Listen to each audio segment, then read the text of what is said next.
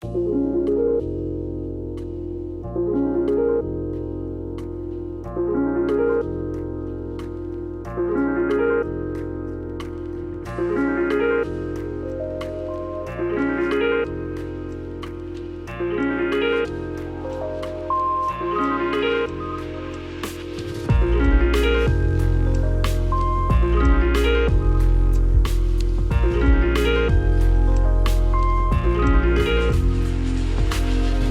friends, and welcome to the Noclip Podcast. It's episode 268. We got a full crew here doing its thing. We're going to talk about some new video games. Romeo is a Dead Man, Demon Tides, Mewgenics, of course. And I spent last week, if you listened to last week's podcast, I was not here because I was at DICE, which I'm trying to think, what does DICE stands for? It's a video game conference for like... You know, it's like a small we started the GDC. last episode. We still don't remember. We did this last episode, and I still don't know. It's a digital interactive commerce. No, it's design, innovate, create something, right?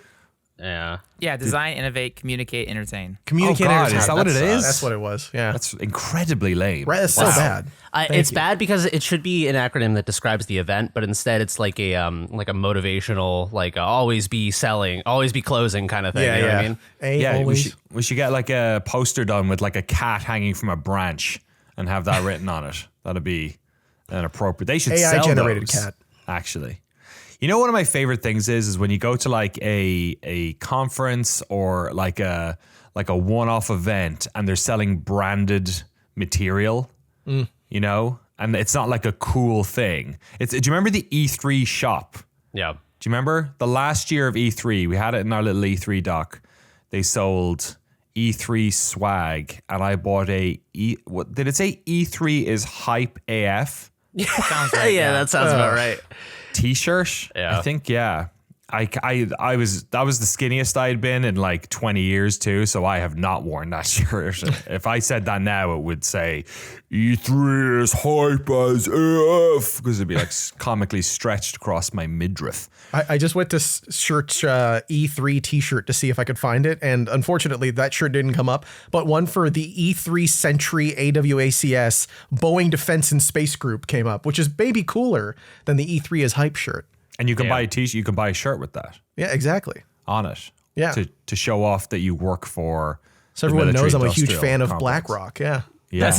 I just imagine Jesse running into like the modern day Werner von Braun, and they're both wearing E3 t-shirts, and they're like, "Oh, bro, what's up? I didn't see you there, man." And he's like, I also think it's hype. Yeah, but he's just like a dealer of death, and you like video games. Have you ever met anyone who works in the military industrial complex? I'm sure some of our listeners do. Have you ever Oh yeah. Yes. sat down? Yeah. I'm unwilling to name and shame. Oh, sorry. Actually, No. yeah. Good point. Sorry. I know someone very close Might to be me. family and or friends. Yeah, exactly. No, I have friends who are like engineers and shit. Jeremy's secretly paid off by them. To make sure, that's why we don't talk about war games on this podcast. We don't talk about Call of Duty. Well, actually, that's a lie. Frank talks about Call of Duty all the time. Frank, have you touched Call of Duty recently? No, I played like the new one that came out like October, November, and the speed of it was so insane that I didn't like it, and that's why Battlefield 6 was really good. But yeah, the new BF, or what do you call it, Call of Duty Black Ops 7, like, yeah, it just felt bad.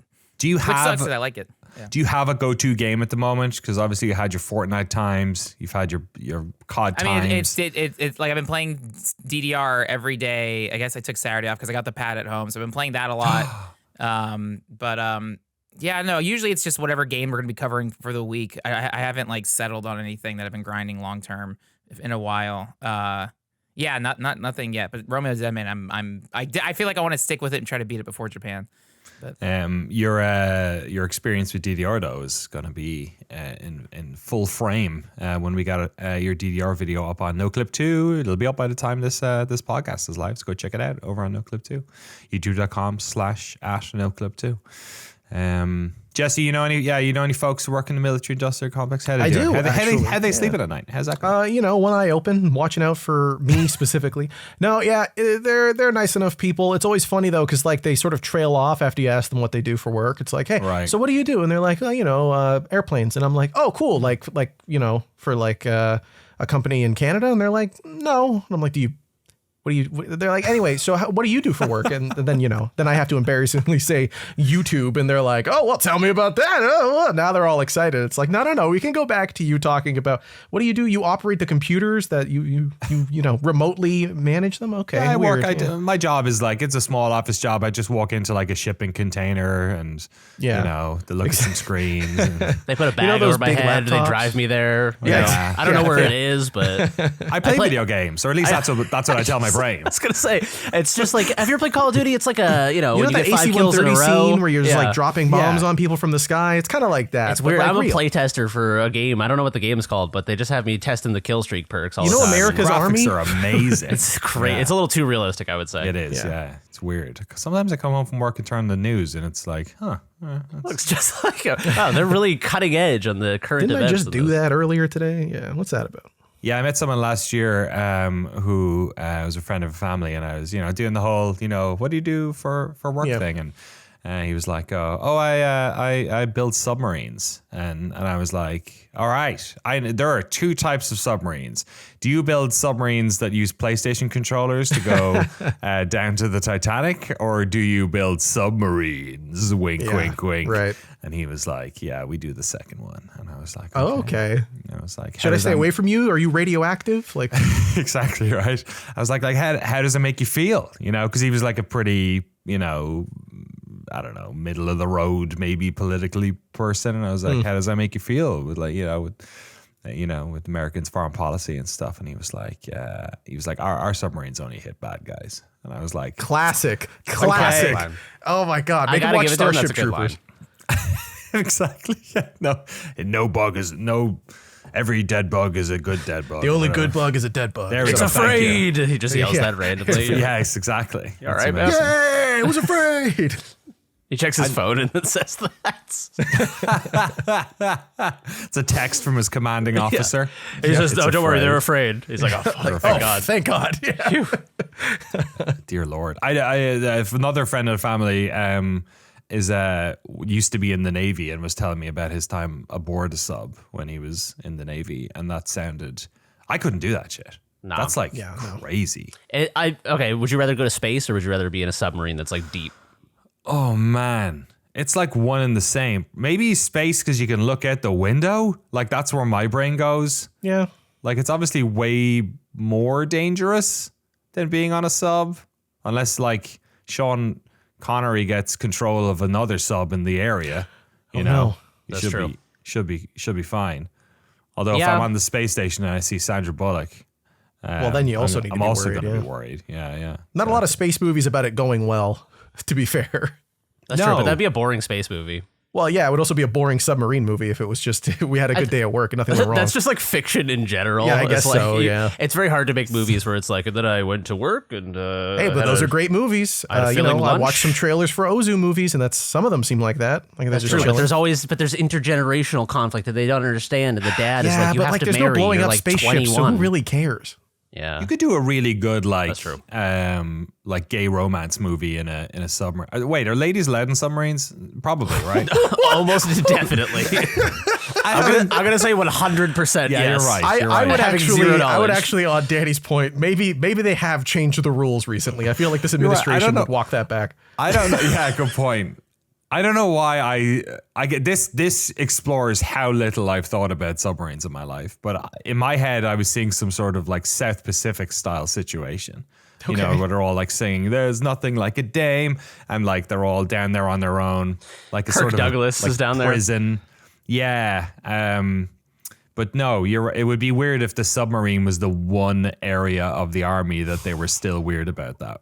It's just they just haven't updated it. They're like, oh yeah, I guess I don't know. We just never really rethought that one. We forgot about the submarines. You can't see them.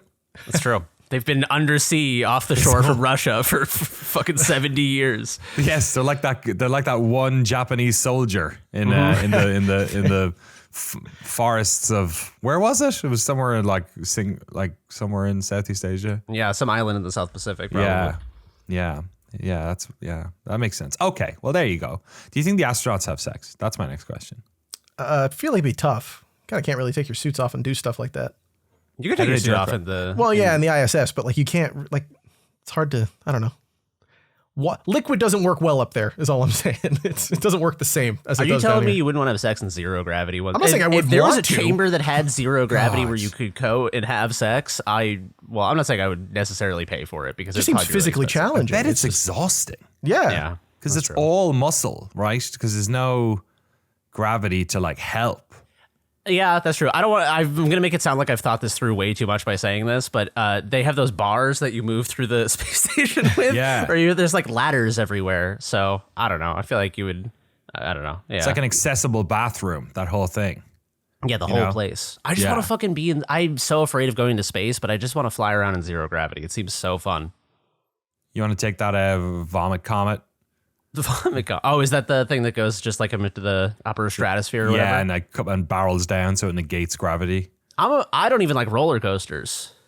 Oh yeah. Oh, I mean, well, that's then I wouldn't different. recommend going 0G or on a spaceship at any point in the next forever. Is there a very gentle Is there a- spaceship I could is there go a on? nice one? Does Yeah, it hurt take Thunder me? Mountain. That's the that's the gentlest spaceship. Do they jerk off up there? Oh, They yeah. have to. They have to. Someone them Yeah. up there for like Sure. 6 months. I would say I'm going to venture Longer? out and say that it's probably just like they don't talk about. I mean, I'm sure the astronauts talk about it, but I'm sure there's no like pro or anti jerk off policy at NASA. It's not in the books. It's not codified. It's probably an anti-jerk off policy. Like you're not. What if you're only allowed to do it like when you're on a spacewalk? You're only That's what allowed they make a little port come on the into- suit so you can No do way. that. Yeah, okay. Like maybe like the lack of We found life on the moon. No, never mind. just this one stain. Yeah, weird. It's right. Like think about it, because then also you get that like natural, the suction. Ask Buzz Aldrin. If anyone's going to be honest about it, it'll be him. That's true. Yeah, and then he'll punch me in the face for asking Sock the you right in the question. mouth. Only if you're like, did you only if beat you're off on the moon? wildly He's a like, "Get the fuck conspiracy. outta theorist. You beat off on the moon. He was like, "Fuck, shut your mouth." Of course we did. Of course, man. I'm an American goddamn hero. How dare you? Don't know why I made him Richard Nixon, but I liked it. maybe that was one of their. They did like all that weird shit. Like they played golf up there, and they did like lots of like, weird up there. little- Yeah, all right. You mean on the soundstage in California? Yeah, just ask Stanley Kubrick about it. Yeah, right. He knows. You can't because they took him out. Maybe they did. Maybe they had to. Maybe they had to. Yeah, they he had to was look getting too close. He was making a movie about AI, and they were like, "This guy knows too much. Get rid of him. He knows about the moon landing. Now he knows about AI." Up. They went up. They met the soup dragon and the clangers. They did the True, whole thing. yeah. They did the whole thing. Obviously, how dare And you? then they never went back, except for the couple of times they did. But I don't check that. I They just killed Googled the it. soup dragon and the clangers. They didn't, and they jerked off everywhere. They had nothing else to do. They were like, "This place sucks. Let's go home." You're speaking a different language now, Danny. We've lost you. It is funny to imagine though that Stanley Kubrick was like he knew too much from government secrets. He's like, I'll just keep making movies about it. They're like, all right, we have to kill this guy, but everyone will know if we just kill him and the movie doesn't get made. So Steven Spielberg has to take over the artificial intelligence Right. movie Right. because Steven Right. Spielberg is like he's the safe version of Kubrick. You know what I mean? He is. He's the safe version of every director. I just watched Catch Me If You Can for the first time the other night. Oh He my just- god! For the first time. For the first time. He That's made a great Scorsese movie, but like, Yeah. not as good. But Did it's you fine. like it? It was all right. Yeah, it was pretty It's good. fine. Oh, I Yeah. love that movie when it came out. It's still good. Like, it was a good time, but it wasn't, I was thinking really hard. Oh, okay. I can't believe Leonardo DiCaprio just did Wolf of Wall Street again, like 20 years earlier Yeah, prior. good Me, point. for me, it's backwards, but it's just weird to see him do that twice. He's One's just a so true likable. story. That's Yeah, the Wolf crazy of Wall thing. Street. They're both true stories, aren't they? Yeah, but like one's more true than is Wolf of Wall Street. Yeah, it is. Yeah, Yeah, it's but Jordan one's Belfort, more yeah. true than the other. One of them has him like trying to get his broken body into the car. Maybe that probably did happen. I think they're both they're being a little facetious on some stuff.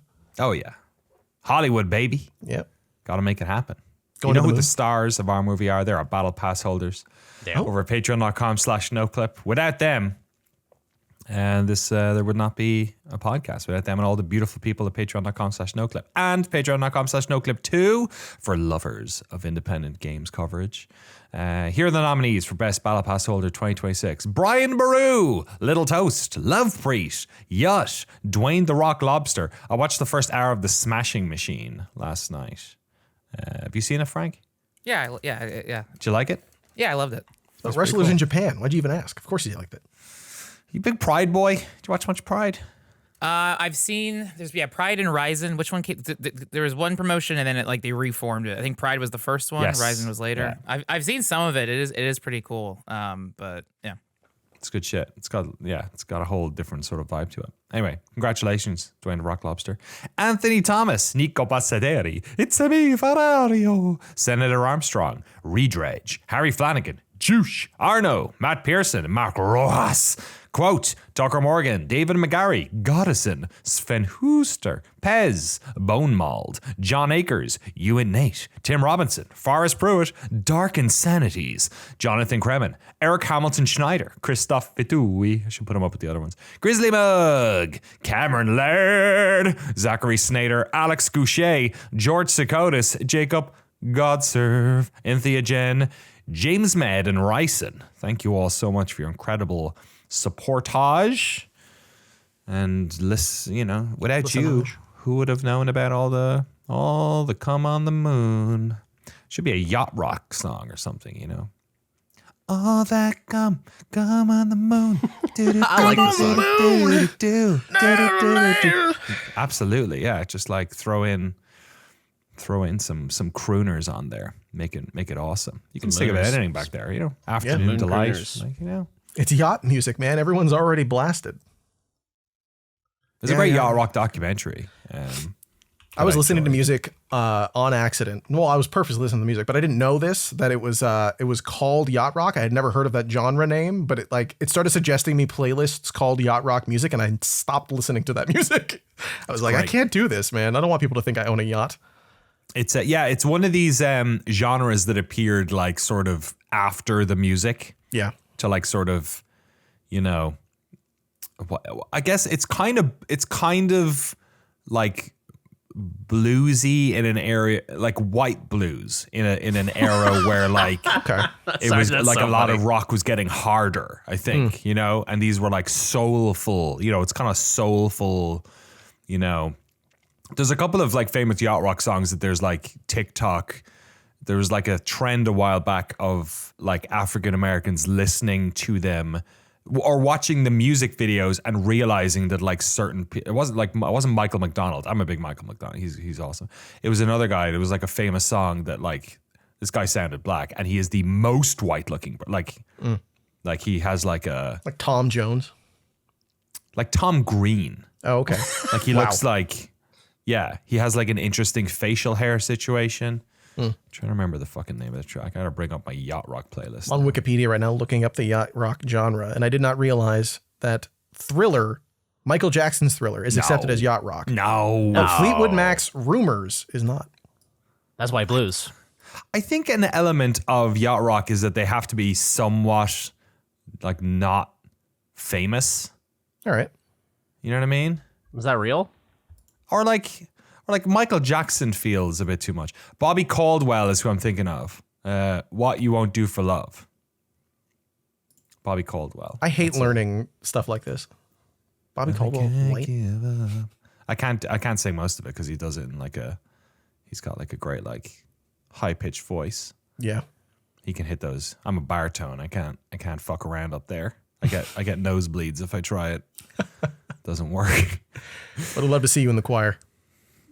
I'm still stuck on like everyone else because we're all. I'm still stuck on White Blues. I just keep imagining like a Lead Belly song, but it's a guy singing about like golfing. I mean, isn't that all rock though? Because like it all really comes from the South, right? White Blues is probably just like Led Zeppelin because they were just like, what if that song was written by us, but it's the same song, but we claim we wrote it.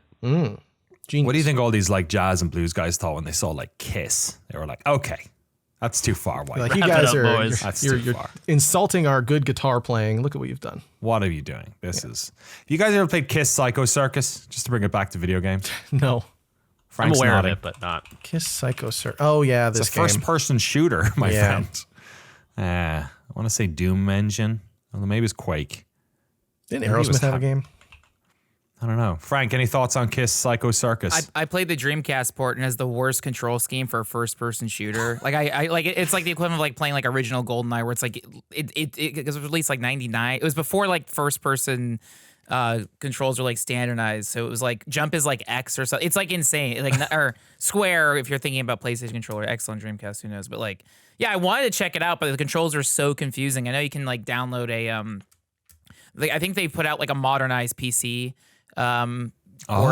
like, you know, on what do you what's the website hub for Lost Media? It's like, I forget. Shareware or abandonware.org. Yeah, Like there's yeah. a repack of like, okay, we've modernized the install files, so now you can play it much easier. But yeah, I love novelty projects like that because they even did like a Kiss comic book, Psycho Circus, which you find all the time in like the quarter bins. Like no one wants the Kiss comic. The same time around 1999, Kiss were also part of WCW, so it's like, Wow. Yeah, I don't know. So I love all era of just like. The idea of like, all right, we're the biggest thing in the world. We should have a video game, a comic book, a cartoon. So anything like that is always like crap and very fun to explore. Wow, they're a little Kiss sort of renaissance there, I guess. Yeah. In the middle of all that. Kiss Psycho Circus, The Nightmare Child, because of course Kiss Psycho Circus is also the name of one of their albums. Yeah, it was made by a gathering of developers over in Dallas. I take it back. It did not use Doom Engine. It used Lith Tech. Which was a Monolith's engine, so Rest in like peace. Blood and Shogo Mobile Armored Division and so forth. And No One Lives Forever, all those games used Lith Tech back in the day, which is maybe why they're not available anymore. All the Lith Tech games just disappear. Yeah, Kiss Psycho Circus, The Nightmare Child. Good stuff. We're unfortunately not here to talk about the qualities of Kiss Psycho Circus, The Nightmare Child. We're here to talk about some games that I talked about at the top of the show. Frank, I want to jump straight to you on this one for Romeo is a Dead Man. What the hell is this video game? Yeah, so it's the newest game by Suda51, Grasshopper manufacturer. It's also the first time they've I don't know. For me, it's the first time they put out a game in a while that's like launching on PS5 and not like a bad Switch port. I'm always eager to play any games they make, but like I feel like I was burned 2 times in a row with like Travis Strikes Again, which was neat, but it was on Switch. And then No More Heroes 3, which was neat, but it was dumped on Switch. And I buy these games at launch, and then like they're just scaled down because of the Switch's limitation. They have since reported No More Heroes 3 to PS5, all that stuff. Romeo is a Dead Man out multi-platform. I got on PS5, and oh my god, I am in like such delight because it feels like playing like a Prime era like 360 Suda51 game. It is like, I guess you would describe it as, I mean, honestly, it isn't that different than like No More Heroes. That kind of like, I would say like mostly like corridor, like kind of action adventure, hack and slash character action, but it's a little bit more, I don't know if you want to say survival horror. It's not as like, you're not flying around the map doing insane combos. It's a little bit more grounded and it's like hack and slash. But, and again, like Resident Evil 4, Shadows of the Dam, there's weapons, or guns, you know what I mean? Romeo is a Dead Man is, the concept of it is like, you work for the FBI, but you're in space. You're part of a time-traveling police force that travels across the galaxies in different like timelines, dimensions to hunt down like time criminals. Like it is such a overwhelmingly it's such an overwhelmingly nonsensical, hyper insane plot. There's literally like a guy who is the Doc from Back to the Future with the same goggles. It's like, Romeo, we have to go back in time. Like it is so tongue-in-cheek hyper canon. For me, the biggest thing is everything. All the enemies are like era-specific George Romero zombies. The first level you spawn is like the forest, like Night of the Living Dead. The second level is like 1982 shopping mall, so it's Dawn of the Dead. The third level is like 60s City Hall, so it is just everything is so rich and just all of Suda51's like interests and stuff like that. There's so many wrestling references. They mentioned the New World Order. One of the channels on the TV is FMW, which is a wrestling organization. You go through Dragon Gates. Dragon Gate is a Japanese promotion. Suda51 used to do the Fire Pro Wrestling games, so it's so fun playing this. And like when you go back to your hub world, the graphics switch to like 16-bit top down, and everything is like 16-bit animation stuff. There is a hidden dating adventure game in there in which you must answer 100 questions from a nurse to get a secret ending. Oh my god! In a row? Yes. Yes. So Get them all right. Yes. So I started doing this yesterday. I was playing, and it was like the nurse do you want to have your health examined? What's your temperature? 99, 95. I don't know. And you're supposed to like answer whatever, and it progresses to the next question. And so you think, oh my god. So I was doing this, getting the things wrong. It felt like memorizing a script. I got to like 7, 8 questions, and then I realized like, wait a minute, how many are there? And I looked it up, and yeah, there's 99. But I started doing this sincerely, like, oh my god. And they do something very brilliant. By around question 30, the thing fades. Uh-oh, she's going to take me somewhere. And like the scene changes. It gets like like we talked about like Dead or Alive stuff last week, but like the traditional dating games, the music changes. Like, oh, is she gonna take off her clothes? What's gonna happen? And then it spawns. You're in a forest, and then the mini game continues again. It's asking you more questions. Oh, so it's like a troll, is it? The whole thing, And so like the game is just filled. The way you upgrade your stats, you're in like a Pac-Man maze, and you spend your XP going through Pac-Man routes to collect things. There's just like. Everything involved in this game is such an ode to like classic games, like just true video game shit. It is so like spectacular. The game did crash 3 times on me, but it's the kind of thing where it's like, I don't care. I'm booting it back up. I love it so much. The actual gameplay, again, I do compare it to Devil May Cry. You have 4 hack and slash weapons, 4 shooting gun, like a shotgun, rocket launcher, stuff like that. The general flow of a level is you spawn in a level, you're looking for the time criminal. It's a lot of things like you need to get this key. So like light puzzle elements. And then in the stages, you can go into these like CRT TVs to go into essentially like what is like a matrix. And then the graphics are also shifting to like matrix blocks. Everything is hypercomputer, like voxel graphics. And then you go back in TV and spawn a different part of the map, unlock doors, boss fights, things like that. But it's just like every element of this game is so rich and fantastic. You also get, they call them bastards. You get like, you get your own zombies that you can spawn and send out to people. Yeah. And you get bastard seeds, and you have a garden in which you plant your zombies. You get bastard seeds to plant them? Like their chow? You plant bastard seeds, and then you can also fuse your bastards together, so it's like Persona. Like there's 600,000 elements of this game, and it is. I just keep playing. I'm like, that's genius. Like, oh my god. Like, yeah, it's so I've only done 3 stages, and each stage is so rich with its own flavor going on. So yeah, I think this game is like, I was already kind of recording gameplay as I was playing, because this is already like, oh yeah, this is one of my favorite games of the year. Like already, no, like. Oh my god. So yeah, Romeo is a dead man. Hell yeah. Yeah. Can I just say, I'm looking at like trailers on the Steam page, and like I love Grasshopper Manufacturer, I love Suda. A lot of the games that have come out, games like Killer 7, there's a bunch of games that obviously stand out as having really strong art direction and graphics and stuff. A lot of the stuff that's come out in the past few years, like No More Heroes was cool looking, obviously, but like other ones sort of like, yeah, they've had an interesting art style, but like didn't like wow me. This is wowing me. This thing looks absolutely gorgeous. Is that your experience as well? Yeah. It's and I think also because like there's a lot of like neon light, like that's base to talk about, but like for me, he's got a neon helmet and stuff. Again, it feels like from the ground up they made it for next gen, as opposed to like doing these like low end switch port. Or I don't know, but yeah, but also I've been kind of tapped out of Grasshopper Manufacturer for like a decade, because there were all these like small projects. I feel like they haven't had like a big budget thing in a while. I know I missed out on No More Heroes 3, the thing, but yeah, I am just so wowed by it. Yeah, that's wild. Yeah, like it reminds you of like games like Let It Die, which didn't necessarily feel impressive or have strong direction. There's all this like stuff when I'm just watching the gameplay here, like whenever he does like a super or something, it like creates, there's like this weird like lights start coming, like the background disappears and stuff, and it's like it's got such a strong feeling to it, but with the 4K like lighting and texture work, and it works really good. Like it because it's not stylized. Like a lot of the stuff that's happening on this screen looks to me like the type of stuff you'd see in a stylized game. But like the art direction is obviously stylized, but the graphics look like kind of weirdly grounded, I guess. Yeah, and it's very like I would say like splatter horror, where it's not like it does feel like playing Resident Evil 4 Shadows of the Dam, kind of where it is almost feels like survival horror, but it's so gleeful. Like that element you're talking about, you collect blood, and once you have enough blood, you do like, I forget what you call it, it's like blood shower or whatever. But that's your like ultimate, and then you just kill everyone, but you get health back by doing it. And so it's zombies. It feels very like punk rock and it's silly fun, and it's just so fun playing it, because every cutscene, everything is so wildly different and unexpected. It's just, and again, a lot of it is just like, this is just crazy shit, but it's awesome. I think what I like also about Suda's games is like when they do that weird stuff, I think sometimes I'll play a game and be like, that's weird.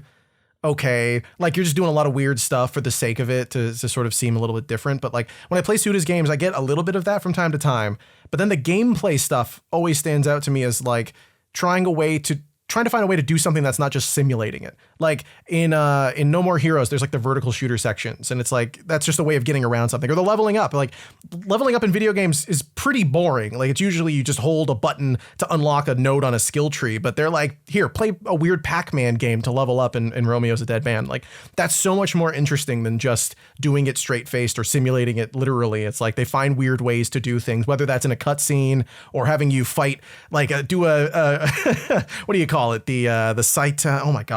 Oh my God, Power Rangers style fight thing, like in Killer 7. Like they do weird shit like that all the time because it's just finding a better or more interesting way to do stuff. One thing I thought was incredible is like when you die, it cuts to like Romeo's face and it is like being melted away. See, that's and so sick. I found out they shot that with practical effects. They literally made like a dummy head and had a blowtorch and they filmed that. And they said they recorded that. They said they recorded. I saw like the visual effects manager. They recorded that in the summer in Japan. So they're already sweating in 100 degrees. And it's like, we're crazy to be doing blowtorches in 100 degrees Japan heat, but we want to be like Spielberg. The effects in Raiders of the Lost Ark are the best in the world. So they recreated that, like that effect when they open up the Ark and their faces melted. That's the special effect. So it's so weird to see practical filmmaking like everything in this feels like very handmade. Yeah. And that's why it's so sweet and special. So, and then also like if you die, it does like there's just so many systems and mechanics. When you die, it has like a little bit of a pity system where there's like a roulette and you can land on like, all right, we'll give you like plus attack, plus defense, plus health, or nothing. You're a loser and you go back.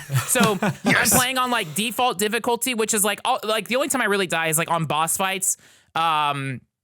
And it's a little old school. It's not like auto save. You really do have to go back and save. So that screwed me up when the game crashed 2 or 3 times. Yeah. But even then, it was like maybe 5-8 minutes of progress lost. So it's a little old school in that regards. But I think them giving you like almost like roguelike qualities of like, all right, if you die, we'll boost your stats a little bit just to get to the next hump. That is very generous for like a Suda 51 game. So I was like, oh, okay, so this hasn't knocked me off. And yeah, it's hard to gauge. Like, it was very funny. They posted on social media, like, so many people here love the game, 8 out of 10, 9 out of 10, 10 out of 10. And then the next day, many people don't like the game, but it's important to hear criticism. They posted like 4 out of 10, Guardian, 2 out of 5. That's so sick. Like, yeah. I'm on the Metacritic page right now, and this is the funniest thing I have ever seen. Because, like, I swear, like, if ever there was an argument for in 2026 review scores, or like, you cannot review games that are esoteric. Like, Yes. like you can review Call of Duty and Battlefield maybe because there's sort of an established level of quality that we of a gaming society have agreed to, and through that we can understand where this one lands. Like, this is like one of the reviews is like, I'd be lying if I said this was a game for everyone, right? Which is like the most understatement in the world when you're talking to any sort of like grasshopper manufacturer game. Any game period. But it's so funny. There's like all these 9s out of 10s. GameSpot gave it like a 4, I think, or a 5. Good. That means IGN it's gave it a amazing. 7. Like, yeah, like The Guardian gave it 2 out of 5.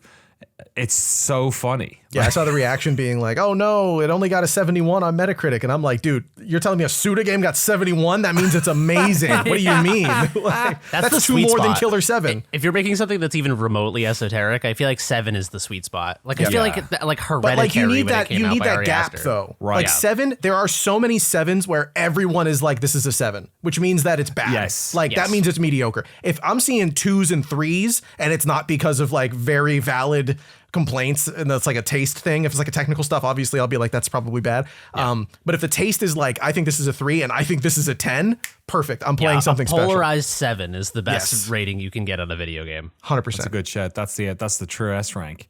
You'll be happy to know that both Game Informer and IGN Benelux, which I did not realize was do you guys know Benelux? You guys know the Benelux country? It's Belgium, Sounds like a cough Netherlands, medicine. and Luxembourg. Oh, okay. Yeah. So there you go. They needed their own one apparently, even though I think there's several languages involved I think there. you're going to say 7 people who live there. Also that, I mean, Luxembourg, does Luxembourg deserve its own? What's the media landscape in Luxembourg? You know, They probably got better stuff to worry about. do they? I feel like everyone in Luxembourg is probably super wealthy. It's like one of Exactly. those, you know, who knows, like Switzerland or something. Maybe that. Maybe they're like the poor little brother next door. Nice one. Romeo's a Dead Man. It's not for everyone, but it might be for you if you're cool. If you're cool enough to like video games that are cool.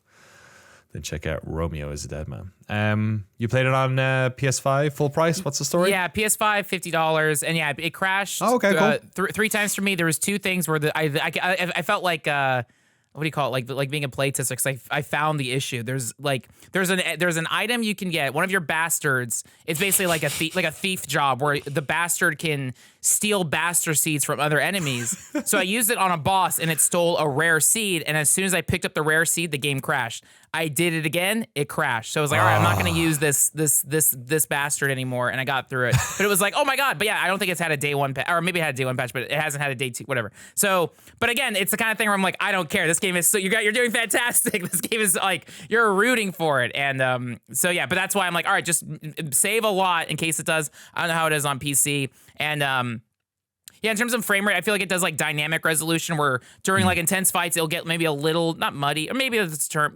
it'll kind of like dip a little bit, but not frame rate. I think that's a toggle in there too. But again, I'm so used to playing I played all these games on like 360 and PS3. So for me, I'm like, oh, this is easy. This is the best these games have ever looked. Oh my, and then yeah, I was generally just super blown away by the time I got to the first level is very corridor tutorial, like, oh my God. But then the second stage, you're in a mall and it feels like playing Dead Rising because you're killing zombies, you're looting stuff, you're getting upgrades, and then you're going into the Matrix, and it's like, oh, this is so sick. So yeah, at first it was kind of overwhelming because there's so many systems, but the game also feels friendly enough that like I'm only sticking with like two weapons. I'm only doing these like. It almost feels like Dynasty Warriors. I have this these two staff swords and then my shotgun. And that's kind of all I'm using. And the game is letting me progress fine. So I'm like, all right, cool. So you can kind of build your own play style. I'm sure higher difficulties, whatever, you can do Devil May Cry switching stuff, but I'm coasting. Hell yeah. Romeo is a Dead Man. Thank you, Frank. I forgot to mention at the top of the show, we have another interview this week. I'll be talking to Ariel Knight after our regularly scheduled Crewcast portion. Ariel Knight's DropShot. I have to do the full name there, of course. His latest game is an independent developer working on some interesting stuff over the years. And yeah, this is a game where you sort of dive from the sky, shooting bullets from your pistols at other falling people. And you're really falling very, very high. Other people and also dragons, because dragons killed your family. So you got to kill all those said dragons. From pistols. They're actually guns, or are you using your fingers? Everything I've seen. I'm pretty sure it's your fingers. Oh, okay. Yeah, I'm pretty sure you're just like. I think a dragon gave you that ability by accident. Okay. I think is the lore. Sorry, I thought you said pistols. My bad. I must have misheard. Sorry, I meant finger guns. Sorry. Yeah. Yeah, it's a ridiculous thing, but I'm going to be talking to Ariel about that because the game just came out, I think today. So we'll be talking about that, supporting indie shit and talking about cool weird ass games. Speaking of which, indie and weird ass games. Although we did say before when we did the preview for this game that Edmund is sort of in a. And Tyler are in a sort of a league of their own. Mewgenics is finally out. Jeremy, you've been diving into the world of cat breeding. How much Mewgenics you played? What do you think of it? I think it's fantastic. I've played about, I think, like 15 hours of it. Sick. I've progressed pretty. It's funny because the two games I'm playing right now are Mewgenics and Pathologic 2. And it's very funny because the achievements and the percentage of people who have gotten them is very indicative of how far people generally make it in these games. Oh, funny. Pathologic 2, a game that's been out since 2019, wildly popular. It sold so many copies. I'm like a quarter of the way through that game, and I got the achievement for like, you made it to day 3, and it was like 26% of people have made it this far. So I feel like Pathologic 2 is the ultimate like, oh, I gotta play that someday game. And Mewgenics is the game that I feel like I've made very, very quick progress through. And it's like 20-something% of people have made it as far as me after 15 hours. So, I mean, the game's been out like 6 days at this point. So that's insane. People are devouring this game. But yeah, it's very, very good. I am enjoying it a lot. It's probably the tactics roguelike. It's not really a roguelike. I don't know. I'll be interested to talk to you a little bit about that in a sec. But it's the tactics roguelite adjacent game that I have enjoyed the most since Into the Breach, which is saying a lot because I fucking loved Into the Breach. Yeah, I'm with you on that, yeah. It's great. It's like It's funny because there are certain elements that Edmund's work touches upon that really resonate with me, and certain elements of them that I can like appreciate from afar, but that are not for me. Like like some of the like when he touches on religious themes or like sort of does send ups of like domestic life in this really macabre way. I really enjoy that. And then some of the more like 2000-ish South Park humor, like I can appreciate it. It doesn't super land for me. And this game has a lot of that. And I think it's interesting that like, in spite of the sort of thematic layer of this game not super resonating with me, I still think it's like damn near perfect. It is mechanically so brilliant and so deep and so varied that I think that's the thing that sets it most apart from something like Into the Breach. Breach is very like calculated and predictable, and it's sort of like using predictable things within a small pool of randomness. Like it feels like you're solving sort of a finite set of puzzles over time but it's a huge number of puzzles, whereas Mewgenics feels properly chaotic in the way that like Isaac did. Where you would ever run an Isaac where it would just be like, I'm fucked, like it's over. Or you would ever run an Isaac where it's like, this is the run because I got this broken ass combination of abilities. And I think it's an interesting, because that's a design pillar, like a design choice that cuts both ways. I think there are runs in Mewgenics where like if I have a healer who doesn't have a ranged heal, it's always like a fucking nerf instantaneously. Or if you get the prayer that like is a ranged heal but only does one heal or something like that in an AoE, it's like that. I know that might not be the run, or I should play a little more conservatively. And like obviously the design intention for that, the randomness of abilities and stuff is like they want you to play with different abilities. They don't want you to lock in a style and then never try anything else. And I think that's good. But I feel this is a very biased thing to say, but it's not that I like certain abilities. It's that those abilities are the best. So I always want them to proc or whatever, or to pop up. But it is fun being forced to play outside of your style. But yeah, it's a really interesting game structurally, because you do runs through subsequent biomes, but they're sort of like they're grouped into acts, and the acts also have like splits in them. So there's sort of like a series of different biomes, but there are bifurcating paths within these separate acts. And so, yeah, it's more like a level-based tactics roguelike rather than a pure roguelike. It reminds me of one of the lines you said in your climbing game freedom video essay. Go check it out over on Noclip too. I forget who said this. It was a Sid Meier or somebody who said like, once people know what's around, once the player knows what's around the corner, then they sort of lose that freedom. And I'm hackneying this quote, but Mewgenics to me is a game that not only in its sort of the randomness of each level, but the actual superstructure of the game itself is very like unknowable. Like when you sit down and play, Hades 2 or Hades or like any, roguelike, a Spelunky or whatever, that there's like hidden levels and things like that. But generally, maybe you have an understanding of kind of what you're supposed to. Actually, Spelunky's a bad example because Spelunky kind of does this too. But like Hades, you're like, oh, I need to get to a certain boss, right? And I'm going to have to go through some biomes to get there. Maybe I don't know what they are. But like the actual, and this is the thing that people say, like you need to play like 50 hours of Mewgenics to see what the game is, because it keeps doing that in really weird ways. Like it keeps breaking its own rules and like doing things that you wouldn't have expected within the superstructure of what that game is, which is really like crazy. Like I don't like the whole thing. When I met, because I know Edmund relatively well over the years, when I met Tyler, I kind of got it, because I was like, oh, you're both very like detail and causality orientated people. Like you were able to work within this wild emergent sandbox that you've made, and then sort of instead of being scared of what might happen if you add this thing, they would add the thing gleefully, be like, oh, let's do that. Like they were breaking their own rules, and they were working on the game so long that they could break their own rules. Like there's a lot of stuff in this game that feels like it would be in Mewgenics 2, but because they like worked on this so long, they were like, let's like, they have fully, kind of like the way you talk about you know what I mean? Where like it is the designer of that game considered all of the rules of that game and how to flip them upside down in this wonderfully compressed way. And Mewgenics is kind of like the long brother of that, where like the deeper you go into it, it keeps doing that. Yeah. And you're like, eventually this will just become the game, right? And I'll just play the game and I can, this is now happening. Cool. All right.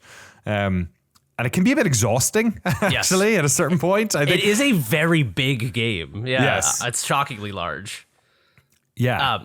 No, some of the world event stuff that happens, I won't even talk about like where it happens or what it is or like what it entails, because I feel like that's part of the delight of this game is things would happen where it was like, hey, by the way, this thing's gonna happen. And I'd be like, I'm double-digit hours into this game. I can't believe they're just introducing new like types of new vectors, new directions that this game can go, and very like elegantly recapturing sort of like I'm trying to talk around spoilers here. Like, yeah, I know exactly what you're talking about. As well. Yeah. Things that like you're like, all right, well, like I don't have to worry about that anymore. And they're like, oh, by the way, here's this whole other game element. You do have to worry about that. You're like, oh fuck, Jesus. There's like, yeah, and you get new abilities for the classes that you clear biomes with as well as you progress, and so it feels like it's just the game feels relatively complex as you get through the first act, and then it's stacking complexity as it goes on. So it just feels like it's like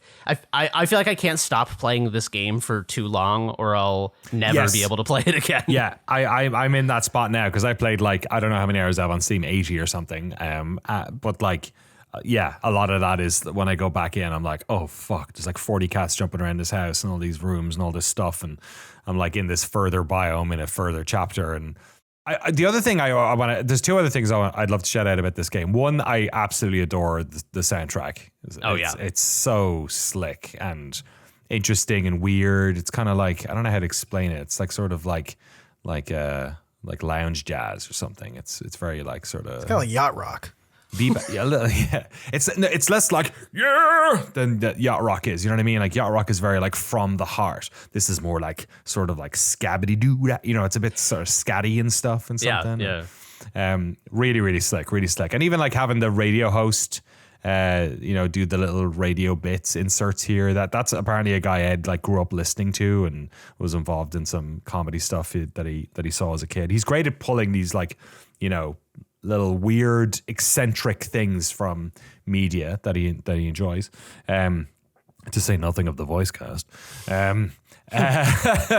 The other thing is like when you have a game that has biomes, it's real hard not to do the fire level, water level, whatever level. Even Hades 2 has a water level, you know what I mean? Like we're like in its own way. The biomes in this game are like always funny and weird and like different enough, but they don't sort of rest on a. I mean, some of them do. Like there's, I don't want to spoil stuff, but eventually there are the ones you're like, oh, I'm in this part of this type of thing. But like so many of the early ones are in like, different forms of a trash dump that, so you have to sort of interpret. And then the enemies, like the enemy designs, I absolutely adore, especially like the mini bosses that you run into, that like the first time you run into one of them, you just cannot figure out how you're supposed to destroy this thing. And then, it kills you. And you're like, oh, okay. Like, there's an early one where like every time you hit it on your turn, it will just automatically move one place towards you. So you have to like figure out. And then there's like environmental things in the world, like after a set of turns, sometimes water will move around and push things, or objects will move, or there's weather effects or whatever. And so you're constantly, it's sort of, it's so dynamic. And, I'm not going to say simmy because that implies a certain level of player agency that this game doesn't have. Like a lot of stuff is happening to you. But yeah, I thought that stuff I thought was cool because the actual core gameplay of the combat's very strong. But like, I really enjoy the enemies. I really enjoy the biomes and like the presentation of it. It's like weird. It's like it's also like a strong design decision to go for such a muted color template. Yeah. Like that's ballsy. You know what I mean? Yeah, it's very, very desaturated, which I think Edmund's art is so striking that I think going for a limited color palette and a lot of this stuff is it emphasizes like the shape and the form of these things rather than just like this one's bright red or whatever. What you were saying about like how many factors, like the environmental factors, the boss quirks, the quirks of enemies, like there's an enemy that each turn it gets taller and it gets a larger range, and then as you hit it, it goes down, and it can only really take damage when it's all the way. There's just like there's so many factors to juggle, and I think this is something I really like about tactics games is it gives it strains my brain in the same way that working on like a really difficult code problem does, where you have to hold, you're like, all right, so I can't fuck this up because that script is relying on it, so I have to do this, but this has to have access to this. And it's like you're holding all of these things at one time in the decision-making process. And that's what I like about a good tactics game, and Mewgenics does this so well, is you're like, all right, well, I need to like set this up, so I'll do this, but the consequences of this will be that tile has water now, and the water will be dangerous because of this. And it's like, juggling all of those things at once and making the right decision is kind of the joy of it. That's where like that's where you feel like the feeling of flow kick in, is like a skilled player expression where you're like, all right, I have understood this. I've like absorbed through osmosis the rules of this world and like the moves that my team has in this run, such that I can now like effortlessly dance within all of these elements. It's very, very delightful when it clicks. Yeah, you can like spawn mobs with one character, but then you'll have like another like casting character who has an ability that like will do damage to like all, you know, mice or all cats, and you're trying to figure out, okay, what's a cat, what's not a, you know, what, or like I would have one that like every time you know, I spawn into an area and there's an enemy in there that is able to resurrect things, and it just so happens that one of my cats is also able to resurrect dead enemies and bring them back to my team. So I send them over and immediately start resurrecting all of these before the other one can get to it. And I'm like, oh, this is amazing. This perfectly works out.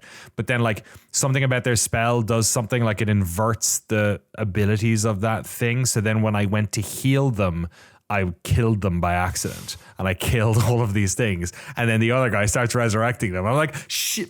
God damn it. You know what I mean? Like you're so much about game design is about teaching the player the simple concept so that they know what it is. And Mewgenics is like, no, we don't care about that. You know? Yeah, it's an interesting distinction as well between like having games that have fewer rules or a smaller rule set with higher complexity versus a larger rule set with lower complexity. And I feel like the latter is usually more to my taste because I can hold a million simple elements, and then when I forget one of them, it's like it feels like it's my fuck up because it's like I forgot that my thief could like that his basic attack pierced enemies, and I had a guy standing behind him, and like now I killed my own guy. That feels like it's on me for forgetting something that simple. Versus if it's like, you know, the basic attack will bounce like 3 times, and sometimes it bounces this way. Like that feels a little less workable. And Mewgenics is very good at making a lot of very simple rules that stack on each other. So you can, at any given time, you can process exactly what will happen in a turn, but like on any given turn, the player is not like mousing over, all right, this is like both these passives won't interfere with this passive. So I don't know. It's like the right amount of punishing when you forget something like that. Yeah, when you die, it's oftentimes I've wiped or died or killed a cat, and it's like I just had to laugh. Like it was just, yep, that's my fault. I didn't think about that, and also that is so cruel. Like it's so like slapsticky cruel. But what can you do about it, you know? Yeah, I had a run yesterday when it was a boss fight that I knew I couldn't win, and I had like a summon that I'd gotten in a random event, and the summon had like 100 health, so he was not going to die. So I just had my cat like in the corner just hiding, and I was just hoping that the summon killed him. So I got to like turn, I don't know, like 14 or something like that, and I was just like, this is grueling. I was just watching my summon just totally fuck up the fight and take damage constantly, and just like praying for him. But you get a lot of those XCOM like 80% hit chance misses too, that you're like, oh no, you know, or you manage to do something and it makes electricity hit all the water and kill everything in one go in a fight that you thought you were going to lose. Like lots of happy accidents and sad accidents. Yeah, it's a really fun game. I feel like I said earlier, even if I don't know, I've talked to some people who are like, yeah, I love tactics RPGs, but like I don't know about all like the the shit and piss or whatever, like the, you know, like I get it because I don't know, whatever, but it's not to everyone's taste. It's like that's Edmund's like whole thing. It's like it's funny, yeah. No, it's even as someone who like it usually doesn't hit for me, but for some reason Edmund's particular style of it, a lot of it is like if there was like I will be delighted if there's like a piss biome at some point. It'll be very funny to me. But I think even if you're not into that, you should check this game out if you like tactics RPGs or tactics roguelikes or whatever. It's so mechanically dense and brilliant, and it just every phase of progress I make, it yields more complexity and more fun. Yeah, and my final thought is I'll echo what you said, which I think the complexity is incredible, and it's going to give this game such a long tail. The one thing I do fear is that it's a hard game to get back into if you're some way through that game. I think, you know, do you ever play a game and you're like, you know what, I'll start from the start? You know what I mean? Like have that feeling. But I also don't think I could do it in this game because there is so much game. Like, you know, I wouldn't want to play 20 hours of this, come back a year later, and then have to go back from the start. You know what I mean? That's true. You can choose to start a run on the earlier biomes though, which I think is nice. So you could sort of like restart the game without resetting all your progress. Not that I don't know. There are also reasons to do that, sort of like with the in-game resources and stuff, to just like generate food to breed better cats and whatever. But yeah, there's like an on-ramp that at least doesn't require a hard reset of everything. I'm not as engaged in the cat breeding side of things. No, yeah, it's kind of like you basically just can add stuff to the house to increase various attributes like comfort and appeal and things like this, and increase or decrease the chances of cats either breeding or fighting. Fighting can result in them either gaining or losing stats or dying, and then breeding, you can get lucky and like a kitten will be created that has like a very good move or very good stats and stuff. Yeah, I don't find it particularly engaging. It's sort of like it feels just like a sort of like necessary mini game to generate randomness for the cats. I honestly wouldn't miss it if the game just like gave you random cats at the start of the run that much. But I think it's like a nice thematic sort of. It's more interesting to me as like a thematic. Yeah. I think it's a good pace break more than anything. Yeah, I'm sure there's going to be some people who really figure that out and are able to. Because the thing about your cats is that like when you bring your cats home and they're like super leveled up, they only get one run. Like if they survive, that's the first thing. You can wipe them and they're all gone, right? But if you manage to get them back, usually they're all fucked up. They've got like broken legs. Their stats have gone up over the course of the run itself. That's generally where that sort of stuff happens. And then you're bringing them home almost like racehorses to basically, you know, set them up. But then you have all these random cats you found that are also, so you have different rooms and you can give them different things. So you can like make one the cat fucking room, or like if there's two cats you really want to get it on, you like fill that room full of stuff that you have to like spend money on, and then just let the two of them in there, you know what I mean? Or just let 5 of them in there because, you know, they can shag 2 cats. I think they can have multiple partners in a night as well. Like they just get freaky. And then you're hoping that one of those cats is going to have like improved stuff. And generally that's what happens. But also generally what happens is you get these weird mutations in there as well, which are quite funny. I've had ones that are like super anxious ones who just like, I lose control of them during the fight because they freak out and then they just do whatever the fuck they want. There's ones that are just incredibly stupid and can't really, like, you can't figure out what their spells are because it's turned the text into like gobbledygook. There's lots of, really weird fun stuff in there for that as well. I had one that was born without a mouth so it couldn't eat food, which I thought was really sad. It's great.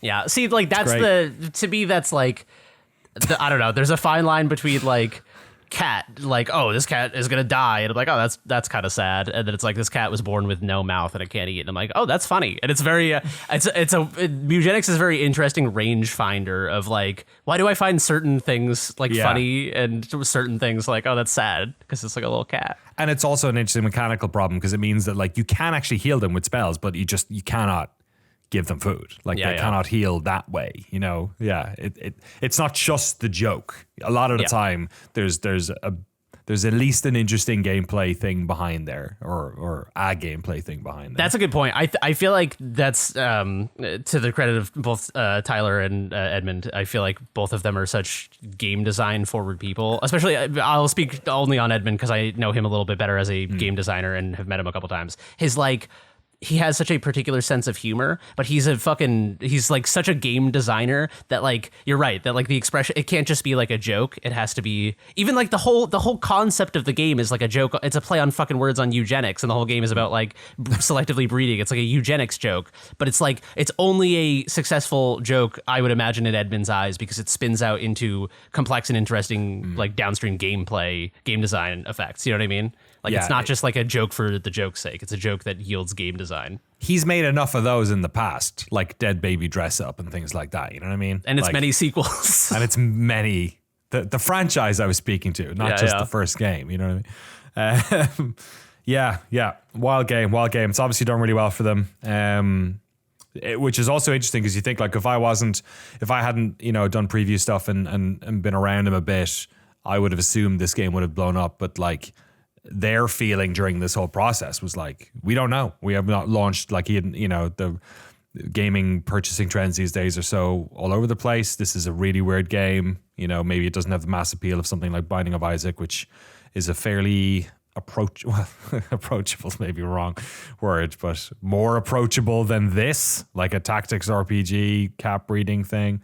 But yeah, it seems to have had amazing success, which is crazy. So look forward to playing his next game in 10 years, however long it takes to get around to it. Mewgenics available on Steam. You should go check out our preview over on Noclip 2. It's still worth a watch because it talks a lot about the design of the game, its original versions and whatnot.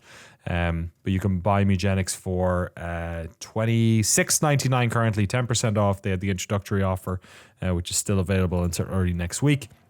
$29.99 usually. And I would say worth the cost of admission. It's a big ass game. There's a lot of stuff in there, and it's good fun. Mewgenics, our long Mewgenics road has finally come to an end. Jesse, yes. from the junkyards of Cat Town to the tides of Demon Town. Tell us about Demon Tides. Yeah, Demon Tides isn't quite a game about breeding cats or anything. It's more about jumping around, so it doesn't align with the previous game all that much. But Demon Tides, man, what a good time. I guess actually, you know what? These developers made Bubsy, so I guess we can make the cat connection there. Whoa. Bubsy 4D, the newest version. Beautiful. Also other better games. Demon Tides, 3D Slime third-person Sound, right? platform. Sorry? Slime Sound. Oh, yeah. Did they made develop Slime that one as well? Yeah, I guess so. They also published some stuff as well. I can't remember which ones they published or developed. But yeah, so this is the sequel to their game Demon Turf, another 3D platformer that the player character and a lot of the enemies and stuff is like billboard style. So it's like a 2D sprite pointed at the camera. I thought that was interesting, but I didn't click with the platforming quite as much. I found it to be a little challenging. I think because of the perception of the 2D character in the 3D-ish world, it was a little strange to me. I didn't get on too hot with that. But Demon Tides, I'm actually liking a lot more. So this is a 3D platformer, very colorful, but not like overly vibrant. It's not like neon reds. But it does hurt my eyes at times. There are like big purpley red areas in the game. Whatever, I'll get to that in a second. But it's a 3D platformer in that you jump around in these big environments, an open world style thing. It actually reminds me most of Super Mario 3D World, the Bowser's Fury add-on for that. Oh yeah. Reminds me a lot of that in a lot of That was fantastic. pretty cool ways. That's a great bit. So like sort of areas like split apart by water or distance or something, but then when you get to them, they're like dense with gameplay. Yes, exactly. It's a big Cool. open water world starring Kevin Costner. Kevin Costner in here? Yeah, he's in here. He drinks his own piss. What was his name again? He had a funny name. They called him the man. Traveler or something. Something like that. That feels right. Yeah. That was funnier than that. I'll look that up. Unfortunately, he's not in the game, so maybe he's a skin. Actually, I haven't checked. But basically, the structure of the platforming and the way that it works, and I think a reason why they are known so well for making 3D platforms, they got hired to make a Bubsy game, is this game and Demon Turf have this platforming style to it where when you're jumping, you have a bunch of options of things that Beebs, the player character, can transform into. So when you do a double jump, you transform into a bat and you jump as the bat. And that lets you do some other things outside of the jump. Like you have this dash, which allows you to do certain things in sequence. You also have a spinning bat demon creature, which like lets you float for a little bit in whatever direction you want. And you can turn into a snake, a little tiny snake, and you go very fast. And that's sort of your fast traversal skill. And are you toggling the animals, or do they just appear when you do the move sets? The bat appears when you double jump, but the other ones you have to press a button to switch to that form or hold a button to switch to that form. It is maybe the most mechanically confusing video game I've played in a very long time. That overlap has killed me so many times. Like, I find this to be the hardest 3D platformer I've played, and I like this genre. I don't think I'm great at them. Like Big Hops earlier this year, I thought was great. It was a lot more mechanically complex and like outside of the platforming. Here, the platforming is like nuts. You can be in snake form, going really fast, and then when you're jumping, you could like switch out of snake form into the bat, and that gives you a further jump. Like, there's so many layers to it where depending on the sequence of actions that you take, you can make it do completely different things. You can go faster and farther or higher. It's all like, they don't tell you a lot of it. They do give you some of the unique sequences, but like you have to figure out a lot of it on your own, which is pretty cool. But I would love to see the reaction to this. I can't wait to read reviews because like I think the controls here are going to piss a lot of people off in a way that like you just have to get used to it. Once I got used to it, I'm about halfway, or I'm not halfway. I just finished the first section of the game. I think there's about 4 larger chunks. And it's so hard initially. The jump feels wrong. It's like the jump forward feels good, but then as you're falling, you sort of float a little bit. That feels wrong. Like every little thing feels wrong. And then I don't know, 2 hours in, you get it. And you're like, oh, wait a second. That's how you wall ride. And when you jump off, if you switch into the bat, the only thing is when you're approaching challenges for the first time, say it's like, because of the structure of the game, it's set up in this way where like you have to get a certain amount of gears. It's like this game's version of a star from the Mario series. And you have to go to these different little archipelagos along this big water world. Each one of them sometimes has a gear, sometimes has a cosmetic pickup in a chest that you unlock after finishing certain challenges. And it gets weird with the challenges, man. Like there's a lot of weird stuff going on. Stuff you may have never seen before, stuff you may only ever see that one time. The controls and the way that they overlap when you're doing these challenges, say it's something where you jump into an area and the gravity flips. There are moments where you need to be considerate of the gravity flipping and also what happens when you switch into a bat in the middle of a jump or do the spin. Like there's a bunch of things there where I have died because I'm just like, oh yeah, shit. I needed to switch to the spinning thing, but I hit the wrong button. I hit snake button. So it's that kind of thing where I'm getting mad at like my ability to understand the controls more than I am the game itself. It gives you a ton of opportunities to control it. What's the like sort of saving death stage stuff with that? Like, are you jumping quick back in like Meat Boy style, or is it like you have to do the whole area? So this is the coolest thing, actually. It's kind of funny. I think Demon Tides does a checkpoint system where you manually place it. So you can decide where you want to respawn from.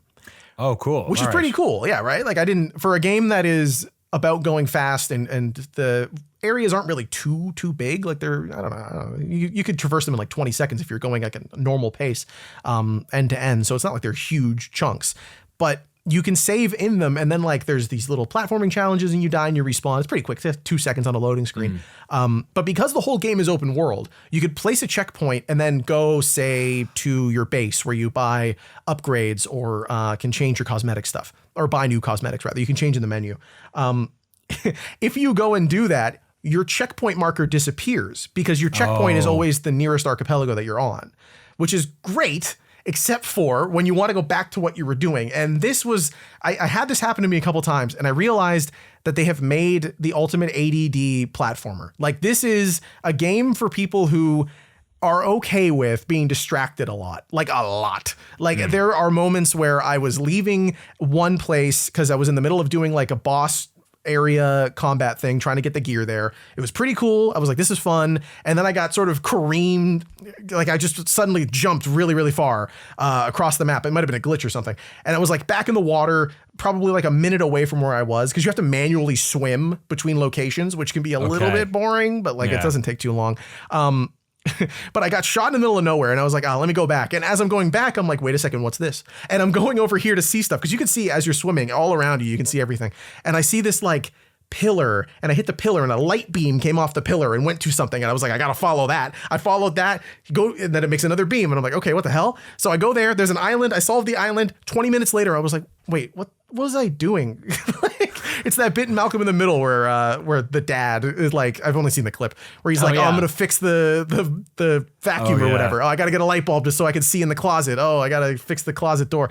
Yeah, it's like the video game version of that. It's so much fun, and like, again, I think it's one of those things that you sort of have to let it feel bad for a while before it clicks. And when it does, it's like you go back to those earlier areas where you're maybe having a tough time, or like you didn't see opportunities to go through it faster. And you realize you were playing like a fool the whole time. Like if you go up a spire and you fall back down, you're down on the ground looking up at what you were doing, and you realize all the work you did to go around the spire, if you had just turned around and jumped, you would have been able to do it faster. But like, it's designed in that way where you're playing a platformer, and it's like, you got to follow the coins. You got to go in the direction that's clearly laid out. Oh yeah, of course. Yeah. But the real fun is going the other way. So how do you, it sounds like it's difficult, well designed. Yes. How do you rate it? Like, how would you recommend it? Oh man. I think when I was talking about big hops, I was saying there's like two camps of 3D platformer design. There's the modern 3D platformer design. There's like trying to be more like Ratchet and Clank, trying to be more like a Mario style game, maybe like with big hops. I think they get a little bit more mechanically interesting than those games do. But there's the other camp where they go really hardcore. And what they're trying to do is give you really serious challenges, like stuff that wouldn't even be fun unless you like really want to get into the finicky switching control stuff. This leans way harder on the other end. I think it's still approachable. It has like good cutscenes that I think are funny. It's maybe a little overwritten. There's a lot of NPCs that you talk to, and they talk a little bit too much. Right. But it looks great. It has, the music is like, just go listen to any song from the soundtrack and you will feel like you're playing Jet Set Radio. It is the sickest music I've heard since probably the Bomber Rush Cyberpunk. Like, it's on that level. It sounds amazing. Fabris has done a great job finding great musicians to work with. But yeah, if you want a 3D platformer that's going to kick your ass, this is the game. If you want something lighthearted to play for like 20, 30 minutes a night, I would not recommend this. Play for like 4 hours, figure it out, and then come back to it when you feel like, jumping in for a little bit. But you got to dedicate the time to understand the controls, because I'm like 6-7 hours in, 6-7, and I still don't quite understand what I'm doing half the time. So it's fun though. It is fun. Any idea on the price point? Because we were talking about this prior to the game coming out. I think they said it in the email. I think also in the email they said it was like 35 to 40 hours long, which seems insane to me. Let me pull it up here. You can spend a lot of time customizing your bat. You know what I mean? Yeah, exactly. They didn't put a price in here, but 30 to 35 hours is what it says. So check it out. All right, check it out. It's coming to Steam. Anywhere else? It is coming to just Steam. It looks like. Awesome, cool. It's in the email. You gave me a little transition there because you talked about all that awesome beats that you get in Demon Tides, available on Steam. Frank and Switch eventually. Sorry. And Switch eventually.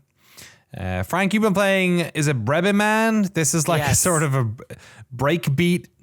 What the breakbeat fucking platform? I don't know what you call this thing. BrebeMan, I am so happy. So again, I love my Twitter because it's just Japanese stuff. So Famitsu covered this game. This is a game as of time. It just has 54 reviews. Very few people know about this game. BrebeMan, this feels like the modern day Pepsi Man. So BrebeMan is short for Breakbeat Man. This is a genius game made by a very small team. The premise of BrebeMan is you are a breakbeat superhero who has to like quell you have to quell like an uprising. Yeah, you have to quell an uprising. There's just chaos in the streets, and you have to fight evil with breakbeat records. The game kind of plays. It's kind of a hybrid between like a bullet hell shooter, or even like Galaga, and like. It is very rhythm based because everything is on the dun, dun, dun, dun, dun, dun. So the premise of BrebeMan is you're just like a DJ superhero. It's very arcade, level by level. Each level is maybe like 5 to 10 minutes. And so the premise of BrebeMan is there is just enemy like MCs, records, speakers. Everything in the game is something related to like DJ equipment. One of the villains is called like noisy MC, and it's just this little dude rapping and whatever. So the gameplay is very like you just move left or right. Everything is kind of is like in sync. It's not even that different than like Crypt of the Necro Dancer. It's a little bit more friendly. Like you're not going to lose health if you move on the wrong rhythm. But yeah, you're throwing records, and you're holding the button down so the records can spam damage. Once the enemy's bar fills up, you let go, they explode, you get your records back. Enemies are constantly coming down to you, so you have to kind of figure out which enemies can you kill before they come down and attack you again, kind of like Galaga. But the art direction, again, it just feels like an insane PS1 game, or even very much like Beatmania, Konami's original like rhythm game. It is just so insane, and it looks like an MTV commercial. Yes, You know what I mean? From like 1998 or something. Yeah. It's just very chaotic and weird, and I love it. And BrebeMan, and like another element is when you fill up your beats meter, and then you have like an ultimate that just kills everyone on the map. And it's just so hyper bizarre and weird. And it just feels like a PS1 game that like someone shook a tree and it fell out. And like, what the hell is this game? Fantastic. BrebeMan. There's this YouTuber named Danny Go who I found out about because my buddy was I was watching my buddy's kid, and he was like talking about just put on Danny Go for him. It's this guy who just like runs away from the camera in this green screen space. It looks like the Californication music video. Oh no! I can't believe they made a video game about this guy and they called it BrebeMan. Seriously, look up the videos. You're gonna be like, what the hell? It's really weird. Right. I can't believe this, man. This looks awesome, Frank. I saw you buy this the other day, and I was like, oh, he's gonna talk about this on the podcast for sure. The vibes are immaculate. Oh yeah. Also, I noticed I don't know for sure. I asked Jeremy about it on Discord. We were privately communing. One of the characters in the screenshots looks like it could be Peter Molyneux. I was trying to figure out. There's a bald guy. Yeah. It looked like Maynard James Keenan to me, but yeah. I said it was real life Master Roshi. It could be. Oh yeah. He's got the muscles. You just can't see it under the disc. We'll have to ask the developers at Metaforming Pro. The camel case there, no spaces. Published by Waku Waku Games. BrebeMan available on Steam for tenner. It's $8 at the moment with a sale that's ending next week, so you can get a little bit cheaper. There's also a demo available for BrebeMan, so you can get your fucking breakbeat on. If you know what breakbeats are, everyone did their best breakbeat impression at the same time. 1, 2, 3. There you go. That was it. Somebody sample that. Important update from everyone. Kevin Costner's character in Waterworld was called the Mariner. That makes sense. Big Water. Ishiro fan, obviously. Good to see him doing this thing. Can I do a Mariner reference really quick that has nothing to do with baseball or Waterworld? Sure. I was looking at the class list for Lord of the Rings Online. Don't ask me why, because I've never played it. And the classes in that game make me want to play it, even though I know it's not that good, because they're like, I'm trying to pull up the list right now. It's like, all right, let me just read these. I just want you to like, when you hear one of the best parts about playing an RPG is just hearing about it and being like, oh, you could be, what are you going to be? I'm going to be like a beast man hunter. Like that's the fun. Should we all pick one? Should we all like, okay. I would love that. All right. So I'll post this in staff chat so everyone can see the options. Just read them out. Oh, okay. There's a lot of them. Then there's the mystery for us. All right. Okay. And imagine you know the races, so you can pick just a Lord of the Rings race. Brawler, normal. Burglar, Captain, Champion, Guardian, Hunter, another normal one. This is maybe the best one is next. Lore Master. Okay. What? Mariner is one of them. Minstrel. I don't know. That might be questionable. Rune Keeper. Wait, and what? Rune? R-U-N-E? R-U-N-E, Rune Keeper. And Warden. I'm the minstrel for sure. It sounds really annoying. I'll do that. Jeez. I'll take it. You're taking the bullet for us on that one. Yeah. You know No, what I mean? happily I will be the minstrel. That sounds awesome. The minstrel. I'm Lore Master, I think. All right, I want to be nerd. the burglar. What a petty. Is that a class? I feel like that's just it's like when people talk about like career criminals and there's no career burglars. You know what's funny is what I mean? Each of the classes has a character in Lord of the Rings that they're inspired by, and Burglar is inspired by Bilbo Baggins. Nice. Because he steals from Smaug, I guess. Thief. Yeah. Because he's a little piece of Come shit. on. I know. They really did my boy dirty on that one. No, but I Danny's mean- right. Burglar as a class sounds like the lamest thing you could be. It's not even like master thief. It's like burglar. Like you break into a house with a balaclava on and just shove It's stuff not in even a like little cotton rogue. bag. It's like mugger. yeah. It's more like stealing your mom's television. You know what I mean? Stealing Like jewelry it's- off an old lady who fell outside. Like that's my class. Yeah, like in an Burglar. MMORPG on this grand adventure, you're like, I have to buy more crystal meth, so I have to steal this lady's necklace. What's their skooma? What's their drug in in Lord of the Rings? It's like the thing that Gandalf's always smoking, my boy. Gillyweed. No, that's that's Hookah? Harry Is Potter. that right? I'm just Googling, something. what does Gandalf smoke?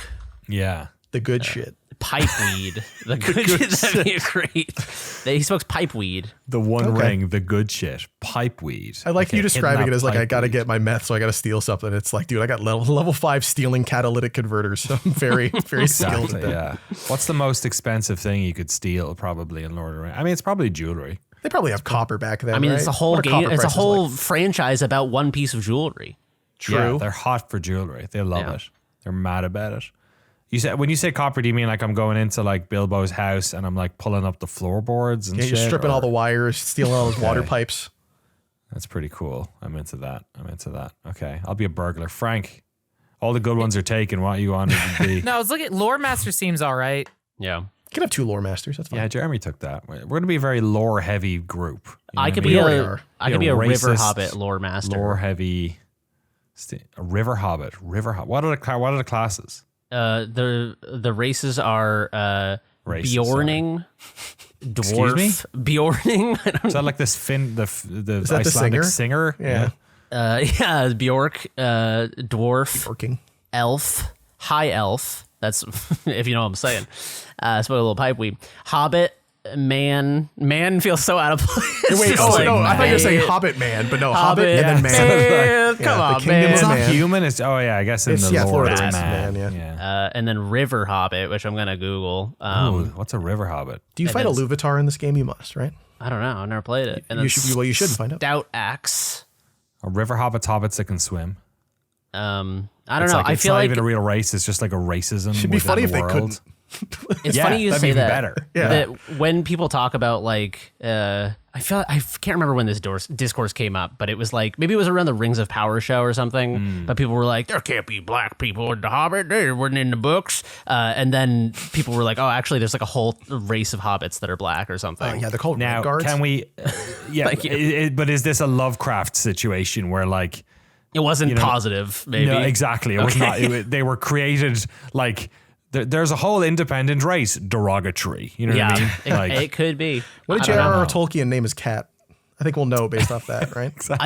That's true. I do feel like I've called the this is- Hobbit Man. Oh This is no. pulling a deep cut here because it's been a while since I read about this. I feel like Tolkien later in his life had regrets about the orcs being like an essentialized Yeah. race of evil, vaguely like, from the Caucasus. Rather, he's like, over there they have like Mongolians, and I don't know about them, so they must be evil. He was just the orcs were the Austro-Hungarian Empire to him. Yeah. You know He what sort I of mean? essentially created like a de facto evil That's race. what the Habsburgs would turn into given another 1,000 years. You know what I mean? Yeah.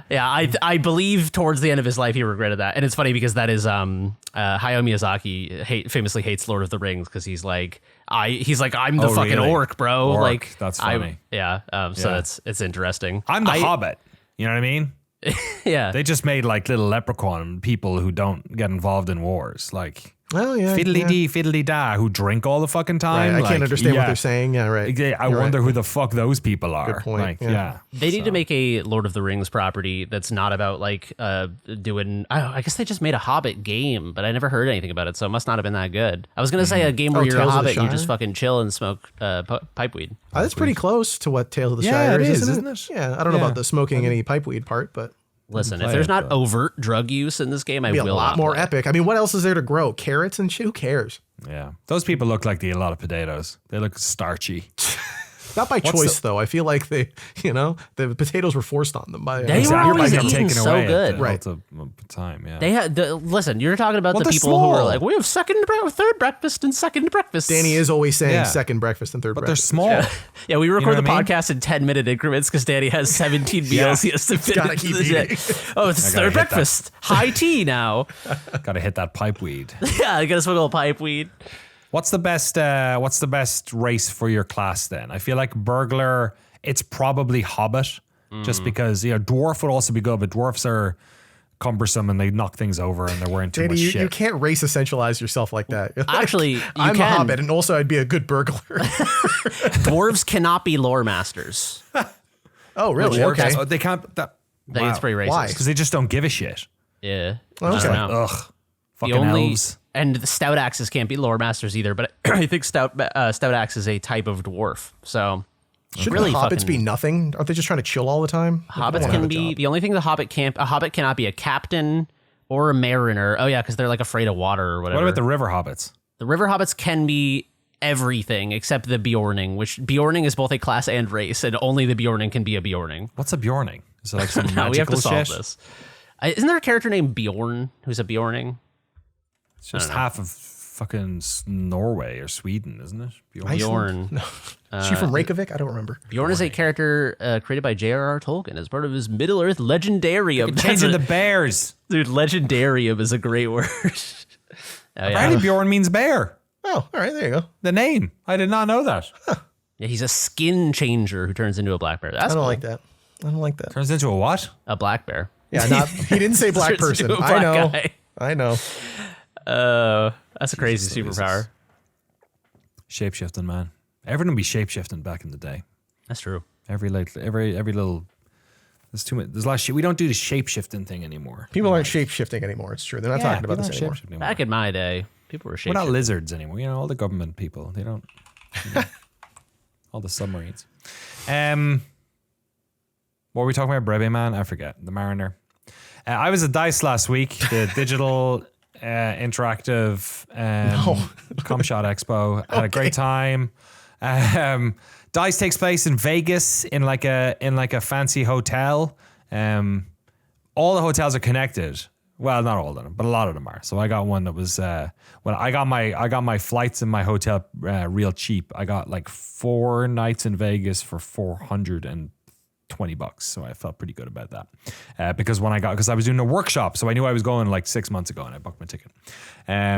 So I did a workshop, which is basically like DICE is like a very, very, very, very small, intimate GDC. It's like not as big, but like all the sort of like studio heads are there. All like the heads of a lot of business goes down, a lot of marketing, PR, a lot of bits and bobs. Maybe contracts aren't signed there because GDC is around the corner. So it's sort of like the first stop or last penultimate stop for a lot of that stuff. Not too many indie devs, but definitely some indie devs there. More so like I would say 3 to 20 person teams, a lot of that stuff because they're looking for funding. They have a big awards show, obviously, which is the DICE Awards, and it's not too far from here. It's like an hour flight, Las Vegas. So it's a fun time to go there. This year I got a proper industry DICE pass because I was doing a workshop. Usually I get a press pass, and there's only certain things you can do at that one. So I went to a bunch of the micro talks. I saw Virgil Watkins from Embark talking about Arc Raiders, which was good fun. I saw the developers of Consume Me, or the developer, I forget her name, the lead dev on that one. Was it Jenny? It was a very good talk. Right. Incredible talk. She like made custom animations for everything she talked about. Very, very cool. There was a Vince Zampella tribute that was incredibly sad and moving. Had to go for a little walk after that with a bunch of people coming out, including Jeff Keighley, Todd Howard, folks like that. Some of his old fellow employees and stuff, and talked about his life and his career and all that sort of stuff. That's awesome. Yeah, it was cool. A lot of wet eyes in the house, as they say. And then my workshop was basically like how studios should and can develop documentaries themselves. And the workshops are capped at like 30 people, so they're pretty intimate things. I posted a couple of pictures on Blue Sky there during the week, but I basically took all the tables out of the room, just made it like the round, put a bunch of chairs around in a circle. It was 90 minutes. We did the whole thing. I stayed an extra 10 or so, kept answering questions, and it was really cool. There was a bunch of studio heads there. There was a bunch of game design leads, some marketing people, some people from academia. some of the Arc Raiders folks came again, which was actually funny because I was like, you're like the one person who doesn't need to be here because we filmed all that secret tape stuff. But then they actually ended up being really useful because they had been through our process for capturing stuff. And as Frank knows as well, they actually did a really good job of doing the stuff that we tell studios to do, which is just record your assets. Like just, for instance, when they have a playtesting room, over the course of development of Pioneer, they were like shadow playing everything basically and have a massive server with all that shit on it, which is like that's great. That's like a very soft touch way of making sure that you have assets if and when you want to tell a story further down the line. That and saving concept art. And so the whole thing was basically like, here are some like, look, money no object. You want to make Psych Odyssey and hire some video producers for a couple of years, knock yourself out. You're going to make something incredible. It's going to cost a lot of money and it's going to take time away from your team in some departments.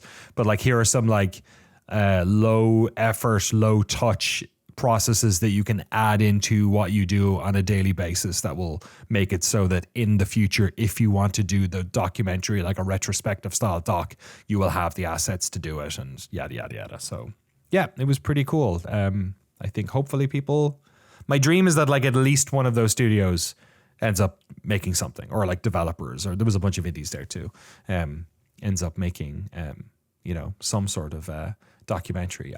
Sort of on that note, I want to quickly shout out the documentary about Big Hops. Did you guys see this?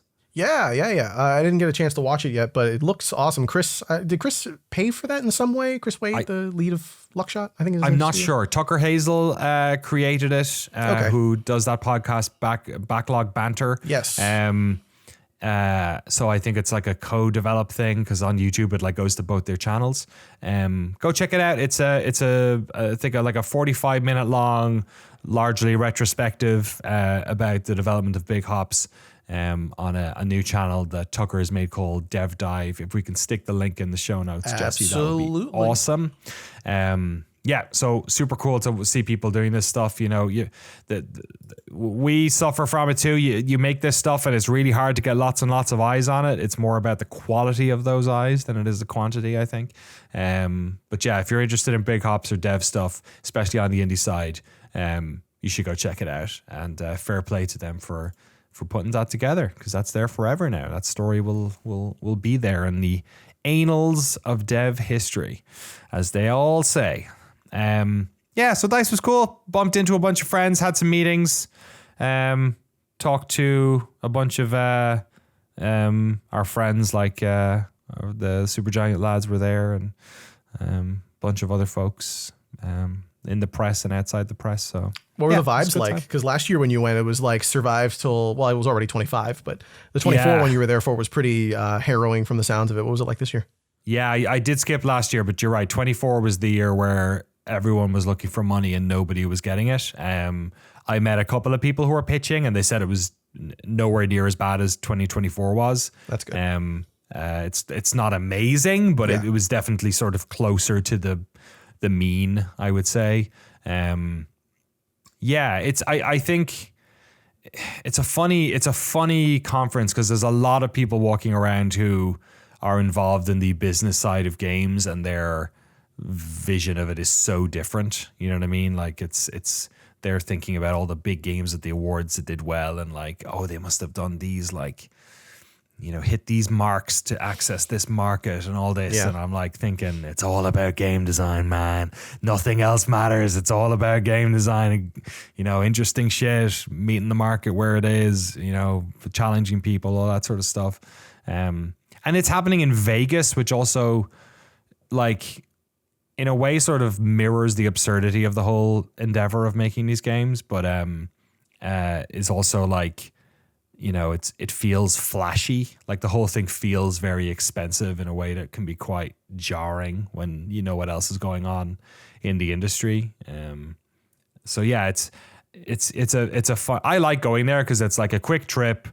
You get to see a lot of people. It's not crazy. You don't have to walk a crazy amount like a GDC or it's not super busy or anything like that. It's pretty condensed, which is cool. But a lot of it is like, I guess the word networking gets used. I would just call it socializing. Like it's just seeing people, like bumping into people you don't know, bumping into people you haven't seen in a while. like asking questions off the record about what's going on. It's a lot of that sort of thing, you know, like a lot of people were saying like, and Gersman talked about this on his little update videos on his Patreon, but you know, asking around about the PS6 and like nobody seems to know anything about it, you know what I mean? And asking about like what's Nintendo's strategy going forward for like, you know, third party stuff and like just like getting an idea about some of that and you know, and then also at the awards seeing what hit and what didn't, which was interesting. How'd the opening monologue go this year? Was there claps and laughs? Were people enjoying the time? Was lots it kind of funny? uncomfortable. You know, there was a high guard joke in there that I think there was a lot of ooh Too soon. from yeah. Oh, by the way, apparently they were funded by Tencent. High guard. Yes. Totillo reporting.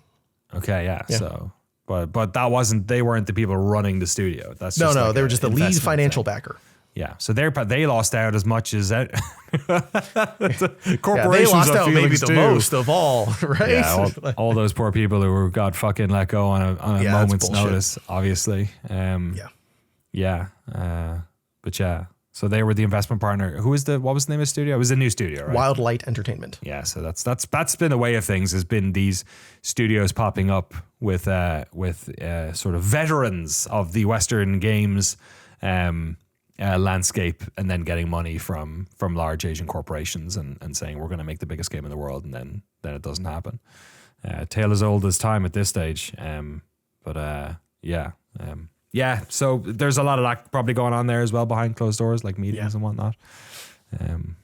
So Well, it was fun. cool. I mean, is that like, that's just an industry thing, right? That's not something that you would expect there to be a festival of dice at some point in the future. It's just going to continue being like this suits one and ties. This one is very, very, like, it's not well, okay, it's definitely exclusive. Let me say, like, the tickets, the price. I mean, my ticket was free, but they cost like $3,500 or something if you want to get an industry pass for this thing. Yeah, it's no fucking joke.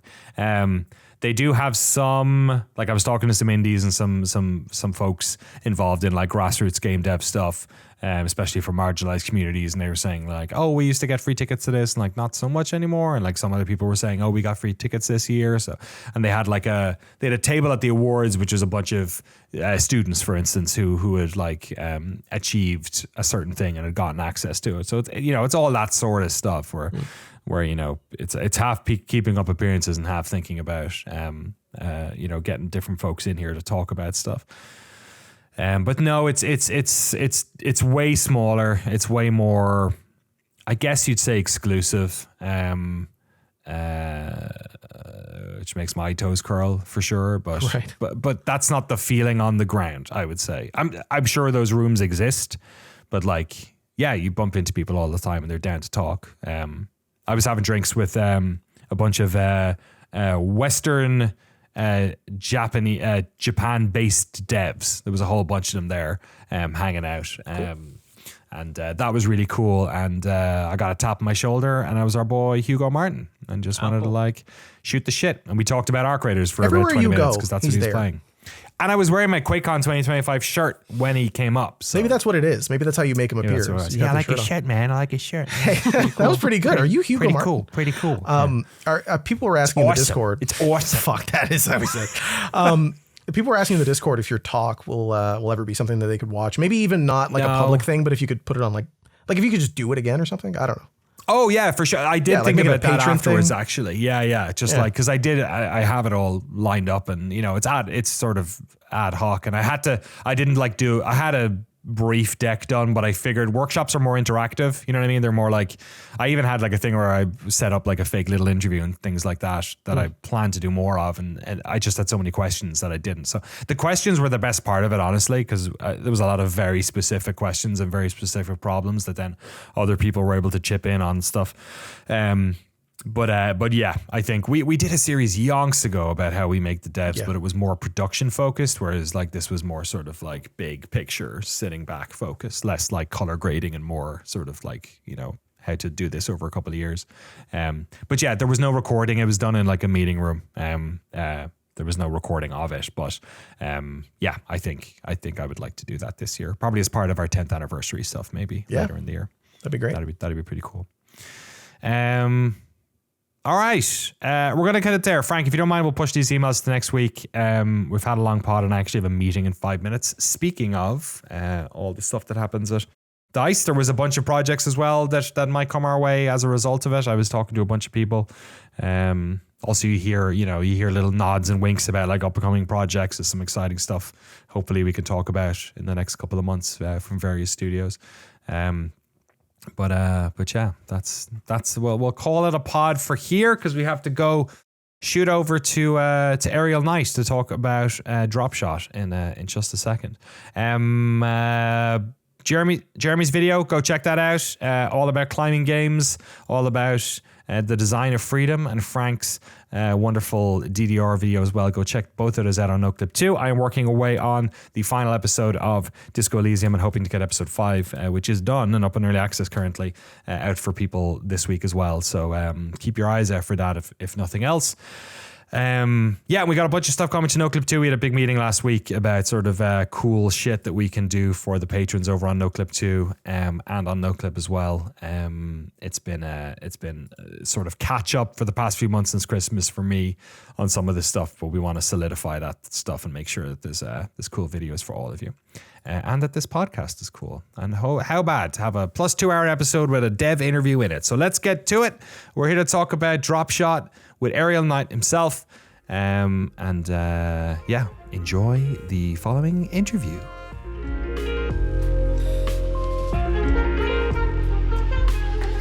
Aerial Knight, thank you so much for joining me today. No less the day after your latest game has come out.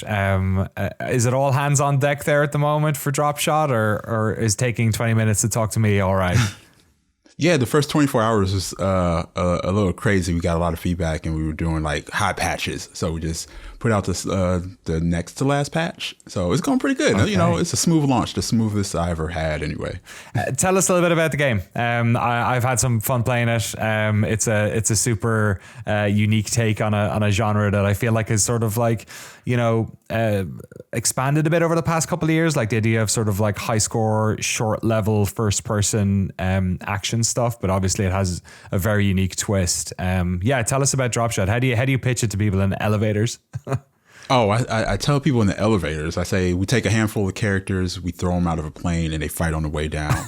But the semi-longer explanation is you play as this character called Smoke Wallace, whose family got eaten by a dragon and he got bitten, and now he has the ability to shoot bullets from his fingers. And he's taking down all of these mercenaries as well as dragons to get his revenge. Yeah, the early levels are very much like sort of, I guess it's typical of many games where it's layering in the various things you need to sort of be concerned about as you're flying down. What was the, I guess, initial like idea from this? Like, where did this come from? Because obviously you've worked on a bunch of games over the years. This is a bit different in terms of its perspective and sort of what you're up to. So yeah, where did this initially come from? Yeah, it was just a really simple concept of skydiving. I don't know if you played that one Saints Row where you jump out of the plane and Kanye music is playing. Yeah, what music is it again? It was Kanye. It was, you're right. It was. Yeah, oh, man. I love that sequence so much. And that's kind of where the initial idea came from. And then we just started layering it on top of each other. And I wanted to put my own twist on it. I like to take classic mechanics like a runner or a shooter and just like say, how can I make this weird? How can I make this more interesting? Man, you've brought me back to that level. I hadn't thought about it in a quick minute. That's wild.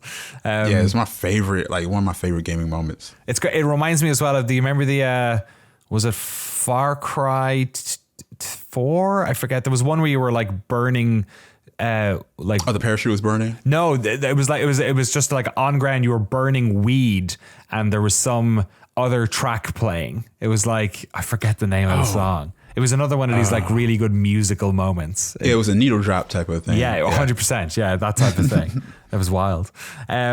So yeah, let's talk about the music aspect of it as well. Is it tricky as an indie dev to try and wrangle the right soundtrack for your game? Because obviously music does play its part in this as well. Yeah, in all the Aerial Night games, my friend Dan made all the music. For this game, we had a couple of tracks and use it for the last set of levels. So those are original songs. Cool. But for the rest, we had to kind of go hunting through music packs to find things that fit. So we kind of based it off of like the last songs that he made and, just kind of went from there. The other thing I've noticed as well in your pipeline is that like without sort of copy and pasting, you do sort of have like a look to these games, like a sort of a consist. If the genres aren't necessarily aligned, obviously with like Never Yield and stuff. It's a different type of game, but they have a sort of a look to them that almost feels like they're somewhat within the same universe. Is that like a sort of an intentional Aerial Night stylistic choice? Is it something that helps with just like, I want to get some cool games out there. This, we have some stuff. We know this works. We know this looks good. Yeah. Color. I think everyone like tries to point out my style, and I'm just like, how much color can I throw into this thing? Just because I think everybody has been through the whole let's play a bunch of gray games, and that kind of traumatized me. And I was like, I just want color everywhere now. And this is like my natural art style, semi-low poly, where I try to keep things simple. It's easier to animate that way. And I just kind of go from there. I kind of fill it out. And it's a really unique pipeline of where I make the main character, and then any objects or environments that I make, I just kind of put the character in those situations. And I'm like, does it look good? Because, everything's built around my main characters. What, do you have is it an animation background you come from? Because like a lot of your games, I feel like, and in DropShot as well, like it's not like cutscenes, but you are like often pulling the player out or having these like sort of punchy moments where you have like a short sort of, animation flurry or something like that. It seems like it's something you're very confident with, even like the use of like text and like framing and like what the camera's doing and like Dutch tilting and stuff like that. Is that where your background comes from, or are you just like playing around in that stuff? Yeah, I just play with that stuff. My background's art. So, I kind of do all of the environment art or the 3D art first. Got a background in UI. So I just try to do, take the UI book of what people normally do and just kind of throw it out the window. And I'm like, is it readable? Do people get the point? And does it look good? And that's kind of where I base things off of. How big's the team working on it? Is it just you with a bunch of other sort of like co-collaborators, or do you have like a partner you work with? Yeah. So now at the start of DropShot, we did it in a year. The first couple of months, it was me and Julie, who's my coder. We both left Unity and started doing this. And then we just, 50 levels is a lot. So we added 2 more coders to kind of just help us get it all done within the year that we want to, do it in. What were some of the trickiest aspects of the design of this game? Like I can imagine, I was sort of like trying to break it yesterday when I was playing some and going like, all right, what's the thing that they don't want me to do? Like, they don't want me to look back up to the plane do they want me to like go outside the bounds? Obviously, I feel like the leaderboard aspect of it sort of reins you in and gets you to focus on, okay, I need to get down as fast as possible. I need to, make sure that I'm hitting as many of these goons as possible, trying to get the, coins and stuff like that as well. But yeah, what was the trickiest, I guess, aspect of the design during that year? I can't believe you did it in a year. Yeah. It was pretty smooth when it's just us. I think the trickiest thing is with a shooter. I've never made a shooter before, right? But people are really specific about how they want their shooters. There's not a lot of leeway that you get like when you're making an action game or like a runner or something like that. People kind of like forgive a lot, but they're really specific with shooters. And a lot of the things that people really like about the game are things that we added like the week before the game came out, coins. We didn't have coins in the game. But early reviews kind of like made it seem like there wasn't much to do out between battles. So we were scrambling to kind of like add these things in at the last minute. Even the out of bounds system, we noticed that people would just go super far out of bounds and then get to the finish line and not fight anybody. Oh, funny. So we kind of had to do things like that to kind of address things that we didn't think people would do. What's the type of stuff that people are very unforgiving about with shooters? Is it like the way finger guns feel, the like accuracy or camera, like mouse movement, stuff like that? Like what are people pernickety about when it comes to FPS? So for this one specifically, just because it's a little bit different than a lot of other shooters, people really gave a lot of feedback about they want the ability to turn around and shoot behind them, right? Which was originally in the game, but we play tested it out of the game because it's just people don't understand 3D space well enough to kind of get it. They don't know. I don't know if you read Ender's Game, but they don't understand the enemy's gate is down, right? You know. So they, as soon as they face a certain way, they think that's down and they're not going forward. Oh, so that's crazy. We kind of had to lock people into like a certain frame and keep them there. But with now that they understand that, going into a sequel or DLC or something like that, maybe we can kind of throw the turnaround system back in to see if like people understand it now. I imagine the sort of like sci-fi, alternative universe wrapper you have around this game where there's like floating land masses around you, like sort of helps. Like I can imagine lots of ways in which like velocity is hard to communicate. You know what I mean? Yeah. Yeah. People want, that's another note. People were like, I don't feel like I'm going fast enough. But if they saw the developer, screen, you see how fast you're actually going. But with these big land masses, they don't understand. A sense of speed is really specific, and it's hard to, like you said, tell. So if you take out the like little speed lines that's coming at you, you feel like you're not moving at all sometimes. I was even thinking like at a certain stage, like there are sort of like gaps in the action where, in a standard FPS, that's where somebody might sprint, right, to get to the next section. And I was like, oh, like I wonder if I could, dive down faster, do that sort of stuff. But then I was thinking, oh, that's a conflict with the leaderboard aspect to this game as well. Like you're trying to make sure people are using those boost gates and things like that. Was that a consideration within your design at all? Yeah, we kind of fixed it, but we never explained it to players. There's a lot in the game that you can do that people just don't know about, but it's more for speedrunners. So if you're behind a enemy and you're falling behind them, start speeding up, you catch your slipstream. So it's more of a game of not killing an NPC and just catching their slipstream, then destroying them, and then moving forward. So I feel like it's a good balance, but also you have to kind of play it for a while to kind of get there, and you're like, oh, and then you want to go back and play the early levels and get a better time.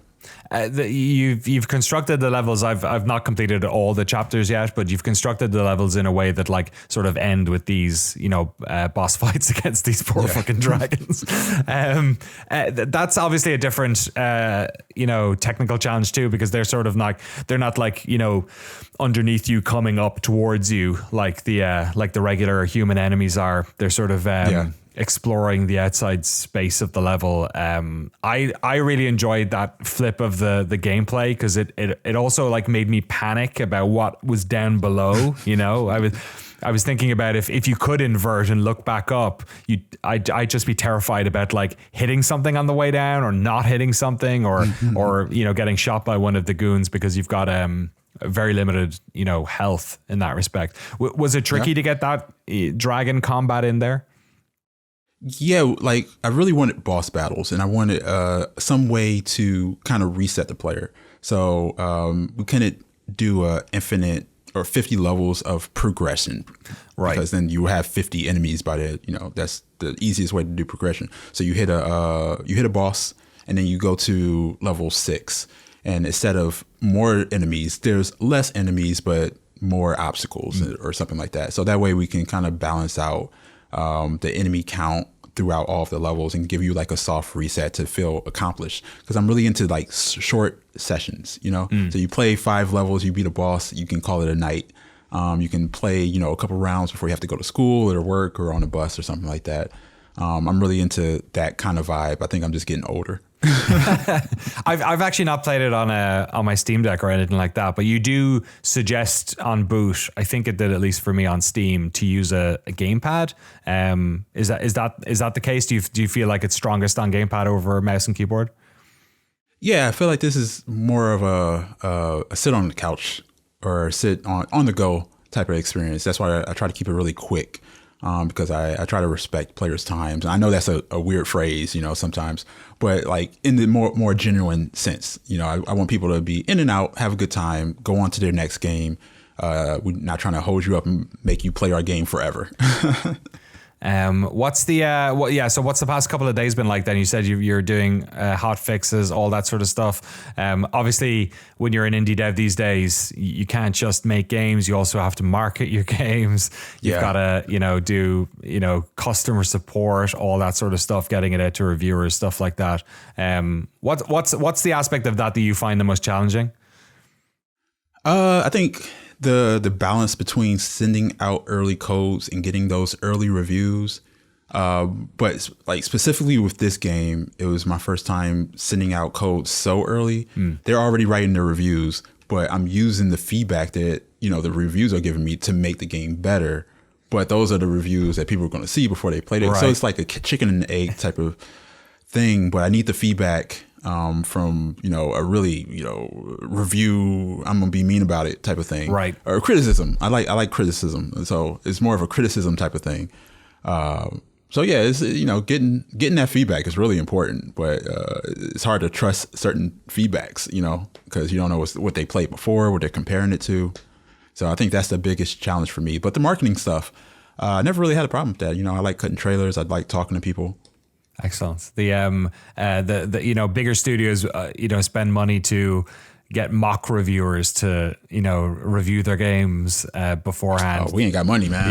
We Totally. do this for nothing. Yeah, I know it's not cheap either. There's a lot of people from my world, from games press world, when I worked at GameSpot, like a lot of people end up going into that type of thing, and there's obviously big companies that do this sort of stuff and they run it through multiple people and all that. But it's funny, there doesn't seem to be much of a market for indie devs to utilize that. And then like you said, it's tricky because you could send it to your friends, you could send it to your developer friends, and you can get some feedback. I don't trust them. But right. They're gonna tell me it's great. They're gonna be like, oh, another hit, and then I find out after the game comes out that it's not that at all. Right.